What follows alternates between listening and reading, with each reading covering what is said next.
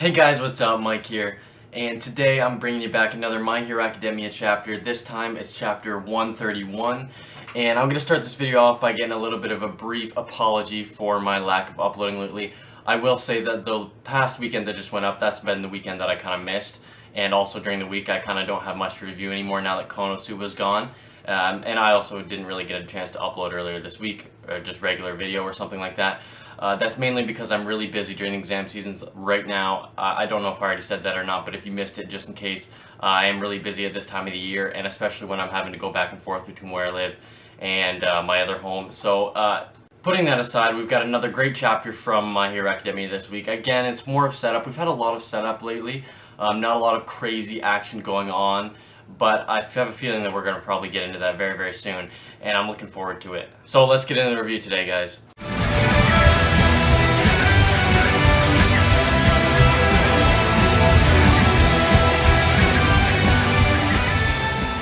So this week's chapter starts off with All Might and Izuku discussing about what happened last week, and Izuku kind of figuring out, we do figure out that Izuku's not actually upset the fact that Togato was going to be his #1 pick. He realized that All Might was going to die, and after hearing All Might's story about the flashback between him and Sir, Izuku realized that All Might is going to die very soon, and the fact that Sir said 6 years ago that All Might is going to die a gruesome death, that means that it's going to be very recently, and apparently it was supposed to be 6 or 7 years, which is a year from now or this year, which is very, very soon. So the death flags for All Might keep going up and up as the series goes on, although I do feel like it's getting a bit dragged out at this point. I mean, the death flags were all there throughout the entire series. I mean, even from day one, you know, we see that All Might has major injuries back from when we first met him. So we've seen these death flags being here forever, but they're kind of just being repeated and repeated and repeated. And I don't know if it has deeper symbolism behind it, but I do feel like it's going to lead up to something that we don't expect. Maybe that big thing that we didn't expect was All Might surviving the all-for-one confrontation, but I think that there's going to be a little bit more to it that comes up, you know? Especially with All Might saying that he's going to twist fate, and Izuku saying that he's going to join him in twisting fate. I feel like either A, they're going to take it a tragic twist, and have All Might and Izuku fight really hard to keep All Might alive and keep everybody safe, and have All Might eventually dying a very tragic death where he couldn't even die as a hero. Because we've already seen All Might's last stand with All for One, and if he's been able to have this last stand as a hero, there's not really much like the more that he can do, to be honest with you. So if he were to die now, he could just easily die a tragic, kind of pointless death. That some villain just comes along and takes his time just messing with All Might because he can now. So that would be very sad, but interesting to see it go that way. Another way they could do it would be just straight up keeping All Might alive, and keeping him around and keeping him with Izuku forever, and keeping him around for the entire story.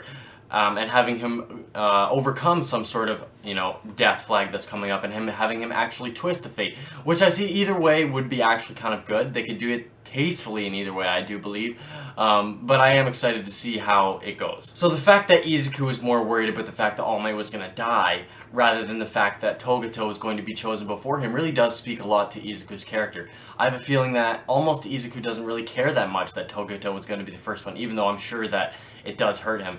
It cut him like a knife, the fact that All Might was going to die, the one man that he cares about, the one man that he wanted to see become the greatest hero. Izuku even says in this chapter, you know, you're not going to be there to see me say I'm here to the world the way that you did, and I want you to be able to see that. And it is kind of sad to see that connection kind of start to fade away in this chapter, but then again, a different side of All Might and see in this chapter, a kind of weaker side, where he's able to realize and give some credit to Izuku for getting him through the tough times that All Might has had. And he even says, you know, you've let me live, you and your mother have given me that inspiration that I need to be able to keep living and keep persevering for something that's actually out here and deserves to be fought for. We also get a little bit of a clarification on Sir's quirk and the foresight and how it works. So we kind of got introduced earlier, I said this last week, that the foresight quirk only sees an hour into the future perfectly. And this confused me when Sir kind of came forward and said that All Might is going to die in 6 years or whatever.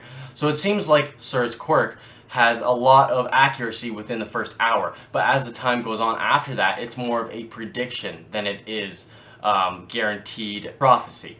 Which I find interesting because later on All Might actually goes on to say there's no changing what you see in this foresight. And I feel like that's not true. I feel like that if he can only see 1 hour ahead of the future to exact detail, then there are ways that you could probably change his foresight when it comes, especially 60 years from now. And I think that the main reason why Sir pulled that card back then, which I did say last week, is because he was trying to bluff All Might, scare him out of into, rushing into a new hero like Togata, one that already has the potential, that one that won't take a while to be able to, tone into the #1 hero like Izuku is. And that's why another reason why Sir is so against Izuku is because he does think that Togata is so ready, and he even went against All Might's wishes and went again and trained Togata to try to become the #1 hero, even though he knew that All Might was not okay with that. The development between the connection of All Might and Izuku really grows in this chapter, and I really feel like it was a great way that Hirokoshi did this, and how even though All Might said that he would change the fate by himself, he got inspiration from Izuku, like I said earlier, to make things different. He's not like all for one.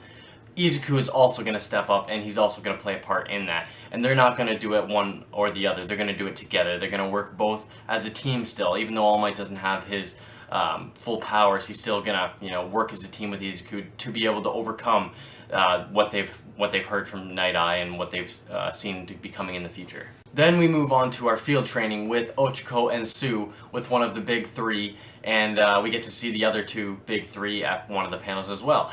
We see that Hado is actually their apprentice or whatever, because Ochiko was not actually accepted by Gunslinger, I think the other hero's name was, which is interesting. I don't know why that actually happened. It was kind of very subtly added into this chapter that she was rejected by them, but apparently this girl accepted her, and I think it's a much better fit for her, actually, especially seeing in this chapter how powerful that one of the girl of the big three is, and her quirk ability seems to be pretty good. Along with the other guy, the Sun Eater, sorry.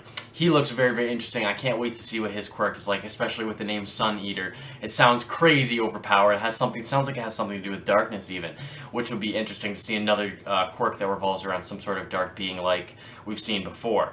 We also see the new hero #9, the dragon hero, and I gotta say, she looks pretty cool, I'm not gonna lie. Even though we probably know that she's not gonna get a whole lot of screen time, as did people like Best Jeanist and stuff like that, although Best Jeanist got a bit more than I thought. He's more up higher in the heroes. But we got #9 Dragon Girl or whatever. Her costume or her outfit looks really interesting, and I wonder what her quirk is. I can imagine it's got something to do with maybe breathing fire and having the abilities of a dragon, but I really am looking forward to seeing what that's going to be like, especially with her design. It looks really cool. The half mask on her face with the claws. I'm a really big fan of that. And then we come across the final page of the chapter, which is Shigaraki and Overhaul finally getting introduced to each other. This part is getting some hype stuff set up for this next chapter. I really am excited to see how this is going to go, although I do think that they're going to get along somehow, and they're going to be able to figure out some sort of plan, or else it wouldn't be much of a villain arc if the villains were just fighting against each other. I mean, it could be interesting if there was 3 parties kind of fighting for the same goal, but the main goal would be to take out the heroes, which is kind of an alliance or an allied goal for the villains. So it would make sense for them to team up. It would be kind of silly for them to go against each other. And if they're both smart guys, which we know they are, we know that they're probably going to be able to work something out. Now the problem here is going to be their egos and their pride as leaders, and going to be able to, or being able to look over that and maybe give a little bit of the reins to one or the other. So that's probably going to be their main issue here. Although I think that they're going to have a very powerful squad if they are able to come together and cohesively work as a team. Anyways guys, that's all I got for this chapter. Like I said at the beginning of the video, I apologize for getting my uploads up a little bit later recently, and also missing a couple of them, like my 7 Deadly Sins one. Any guys who watch 7 Deadly Sins or watch my 7 Deadly Sins review, they are kind of my favorite series to review recently. So I am really sorry for missing that. I do enjoy making that series, and it was a crazy chapter with Gowther's reveal last week. So I am super disappointed that I missed it, but I was trying to make a video on it this weekend if I get a chance. If not, I'll just be reviewing the next chapter. So thanks for watching guys, like and subscribe if you enjoyed, and I'll talk to the next one. Peace.